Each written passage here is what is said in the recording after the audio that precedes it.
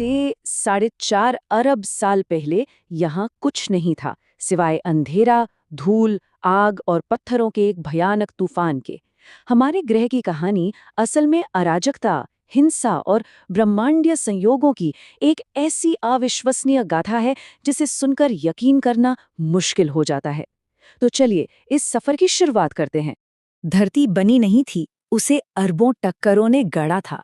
ये सिर्फ कुछ शब्द नहीं है, बल्कि ये हमारे ग्रह की पूरी कहानी का आप कह सकते हैं कि सार है। ये लाइन हमें याद दिलाती है कि आज जिस शांत और स्थिर दुनिया को हम देखते हैं ना, उसकी नींव कितनी ज्यादा हिंसक और विस्फोटक घटनाओं पर रखी गई थी। तो कहानी की शुरुआत कहाँ से होती है? ये शुरू होती है एक ऐसी जगह से जहाँ आज हमारा सौरमंडल है, लेकिन तब वो जगह बिल्कुल अलग थी। कल्पना कीजिए, एक बहुत बड़ा घूमता हुआ ब्रह्मांडीय बादल। जरा सोचिए, एक ऐसी जगह के बारे में जहाँ कुछ भी ठोस नहीं था, कुछ नहीं, सिर्फ गैस, धूल और छोटे छोटे चट्टानी कणों का एक कभी न खत्म होने वाला बवंडर। यह सब गुरुत्वाकर्षण के इशारे पर बस नाच रहा था। और इसी मौलिक अराजकता से, इसी उथल-पुथल से हमारी पृथ्वी का जन्म होने वाला था। वैज्ञानिक इस जगह को एक नाम देते हैं, सौर निहारिका या सोलर नेब्युला। यही हमारे पूरे सौरमंडल का जन्मस्थान था। पर इसे सिर्फ धूल का बादल समझना भूल होगी। ये तो एक तरह की विशाल ब्रह्मांडीय नर्सरी थी, जहां तारे और ग्रह अपना आकार ले रहे थे। तो सवाल ये है कि ये सब हुआ कैसे? देखिए, सबसे पहले पास में ही किसी तारे में एक जबरदस्त विस्फोट हुआ, जिसे हम सुपरनोवा कहते हैं।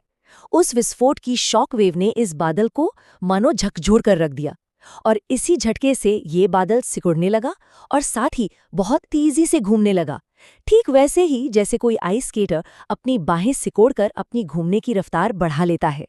इसके बिल्कुल केंद्र में दबाव इतना ज्यादा बढ़ा कि हमारा सूर्य जल उठा, और उसके चारों ओर जो पत्थर और धूल के कण बचे थे वो आपस में टकराने लगे, जुड़ने लगे, और लाखों सालों के इस प्रोसेस के बाद एक युवा ग्रह ने आकार लेना शुरू कर दिया। लेकिन एक मिनट, ये जो नया ग्रह बन रहा था, ये वैसा बिल्कुल नहीं था जैसा हम आज जानते हैं। ये कोई शांत नीला गोला नहीं था, बल्कि ये तो नरक का एक दहकता हुआ मंजर था। उस जमाने में हर सेकंड हजारों लाखों क्षुद्र ग्रह और उल्कापिंड, मतलब बड़े बड़े पत्थर, पृथ्वी से टकरा रहे थे। इन लगातार हो रही टक्करों से इतनी ज्यादा गर्मी पैदा हुई कि पूरी की पूरी सतह पिघले हुए लावा का एक विशाल महासागर बन गई। ये एक ऐसी दुनिया थी जहां चट्टानें भी तरल थीं। और मजे की बात यह है कि इसी खौलते हुए लावा के महासागर में हमारी पृथ्वी अंदर से परत दर परत बन रही थी।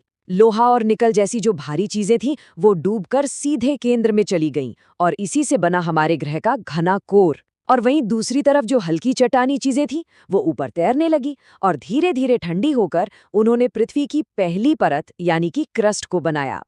तो हमारा ग्रह धीरे धीरे अपना आकार ले रहा था, लेकिन इसकी कहानी का सबसे नाटकीय, सबसे जरूरी मोड़ अभी आना बाकी था। एक ऐसी घटना जिसने पृथ्वी के भविष्य को हमेशा हमेशा के लिए बदल कर रख दिया।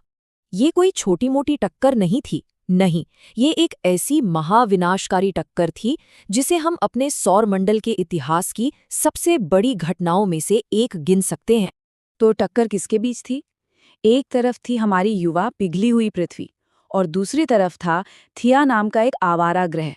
और ये कोई छोटा मोटा ग्रह नहीं था, इसका आकार लगभग मंगल ग्रह जितना था, और ये सीधे पृथ्वी से टकराने की राह पर था। और फिर वो टक्कर हुई।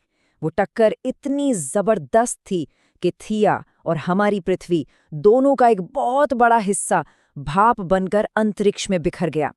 ये सारा मलबा पृथ्वी के चारों ओर एक छल्ले, एक रिंग की तरह इकट्ठा हो गया, और फिर धीरे धीरे लाखों सालों में गुरुत्वाकर्षण ने इस मलबे को एक साथ खींचा, और इसी से बना हमारा चांद। एक पल के लिए सोचिए, अगर ये टक्कर कभी हुई न होती तो क्या होता? तो रात में आसमान में कोई चांद नहीं होता, हमारे समंदरों में ज्वार भाटा नहीं आता, और तो और पृथ्वी की धुरी भी स्थिर नहीं होती, जिससे मौसम इतने भयानक होते कि हम सोच भी नहीं सकते। शायद जीवन भी कभी पनप ही नहीं पाता। चट्टान और आग की इस पूरी तरह बदली हुई दुनिया ने अब किसी बहुत ही अविश्वसनीय चीज के लिए मंच तैयार कर दिया था, और वो चीज थी जीवन। उस महाटक्कर के बाद करोड़ों साल बीत गए और पृथ्वी धीरे धीरे ठंडी होने लगी। लावा की वो उबलती सतह अब सख्त हो रही थी और एक ठोस जमीन का रूप ले रही थी। अब माहौल एक बिल्कुल नए दौर के लिए तैयार हो रहा था। उस समय क्या हो रहा था? खैर, अनगिनत ज्वालामुखी लगातार गैस से उगल रहे थे और इन गैसों में जलवाष्प यानी पानी की भाप भी थी। इसी भाप ने ऊपर जाकर एक घना वायुमंडल बनाया जो बाद में बादलों में बदल गया और फिर बारिश शुरू हुई। लेकिन ये कोई ऐसी वैसी बारिश नहीं थी। ये बारिश कुछ दिनों या हफ्तों नहीं बल्कि लाखों सालों तक लगातार चलती रही और इसी महाबारिश ने धरती के बड़े बड़े गड्ढों को भरकर हमारे पहले महासागरों को बनाया। और ये जो नए महासागर बने थे, ये सिर्फ सादा पानी नहीं थे। ये तो रसायनों का एक, कह सकते हैं कि एक तरह का सूप थे। और इसी केमिकल से भरपूर पानी में कहीं बहुत गहराई में जीवन की पहली चिंगारी भड़की। दुनिया के पहले सूक्ष्म जीव अस्तित्व में आए। तो जब हम इस पूरी कहानी को, इस महागाथा को देखते हैं, अरबों सालों की इस हिंसा और इन संयोगों को देखते हैं, तो ये हमारे अपने वजूद के बारे में एक बहुत गहरा सवाल खड़ा करती है। हम एक बार फिर से उसी बात पर लौटते हैं जहां से हमने शुरुआत की थी, कि हमारी दुनिया बनी नहीं थी, बल्कि इसे अरबों टक्करों और ढेरों संयोगों ने मिलकर घड़ा है। हम सब एक तरह से एक ब्रह्मांडीय दुर्घटना का ही नतीजा हैं। और इसी एक सवाल के साथ ये कहानी आज यहीं खत्म होती है। जरा सोचिए, अगर वो एक टक्कर थिया के साथ जो हुई थी बस थोड़ी सी भी अलग होती, मान लीजिए एक अलग एंगल पर या थोड़ी धीमी रफ्तार से, तो क्या हमारा चांद बनता? क्या पृथ्वी की धुरी कभी स्थिर हो पाती? क्या जीवन की शुरुआत होती?